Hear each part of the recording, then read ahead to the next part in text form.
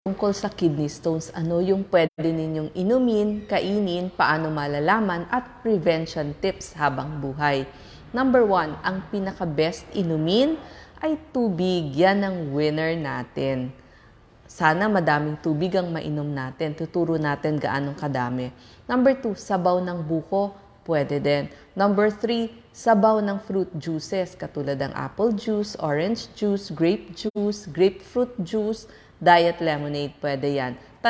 Tatanungin nyo ko, paano kung iced tea, instant iced tea, limitado lang o konti lang? Kape o decaf, konti lang, limited lang. Gatas, pwede po. Sabi nyo, beer, white wine, red wine, moderation o limited din po ang pag-inom niyan. Ano ba ang nararamdaman kapag may kidney stones? So, ang sintomas natin, sobrang sakit yan dun sa inyong likod.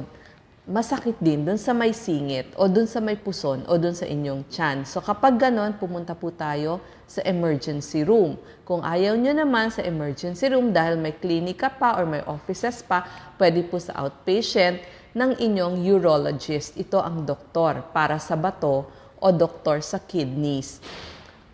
Bukod doon, madalas at masakit ang pag-ihi ninyo, mapula din ang inyong ihi, parang may dugo. Kasi nga lumalabas yung stones, minsan parang buhangin yan o malaking stones. At para kayong nasusuka, parang nahihilo, naliliyo, nasusuka-suka.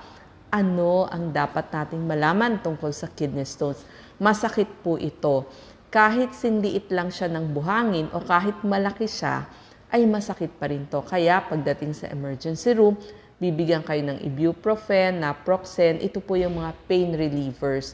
Number 2, ang prevention ay habang buhay para hindi na umulit ang masakit na kidney stones. Number 3, yung gamutan kapag 5 millimeters or less, pwede pa o may pagkakataon pang malabas ito kung iinom tayo ng maraming tubig. Pag sinabing gaano kadami, dapat po 2 hanggang 3 litro ng tubig sa 24 hours or during our waking hours kung kailan tayo gising.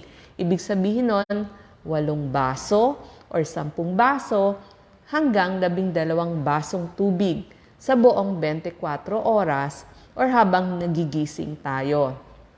Bukod dun sa sinabi kong pain relievers, ang mga gamutan pa, merong tinatawag na ESWL, extracorporeal shockwave lithotripsy. So medyo kinakalog o sinashock para madurog yung bato dun sa ating kidneys. Meron din tinatawag na ureteroscopy, kung saan naglalagay ng ureteroscope. Ito po yung procedure kung saan ile-laser yung bato para madurog din. Pero kapag malaki na ang bato, kailangan na po ay opera o yung tinatawag natin na surgery. Kailangan nyo ring malaman ano ang klase ng mga stones para ma-prevent ito. Ang pinaka-common, yung tinatawag nating calcium at may halong oxalate. So calcium oxalate stones, 80% po isabihin, most common siya. Ang kulay po nito, pag nakita nyong lumabas o nadinig nyo sa inodoro, makakarinig kayo ng ting, gaganon, tuk, gaganon sa inyong inodoro. Sana makuha nyo para madala natin sa laboratory. Ang kulay po nito, black or dark brown. May tinatawag din tayong calcium phosphate stones, tan, ang kulay niya, or beige. Medyo mas maputi doon sa inyong calcium oxalate. Yung uric acid stones naman, mapula-pula na parang orange. Ang pag sinabing uric acid stones, madalas to na mamana, kaya ang iiwasan din natin yung mga pagkain matataas sa uric acid. Tapos meron din tinatawag na cystine, ito lemon yellow ang color niya. Pero hereditary po ang cystinuria. So kung meron lang yung mga kamag-anak ninyo. At may tinatawag din na struvite stones, ito medyo brown na white ang kulay dahil po nagka-bacteria at doon sa inyong ihian.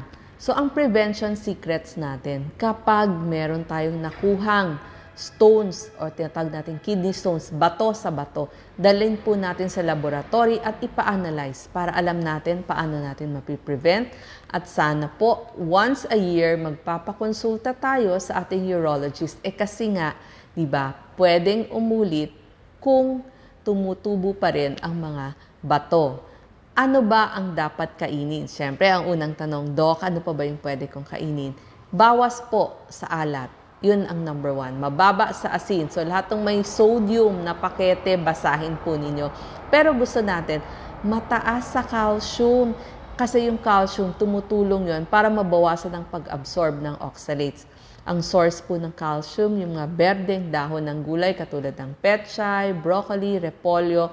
So, yan na po ang ating mga prevention secrets.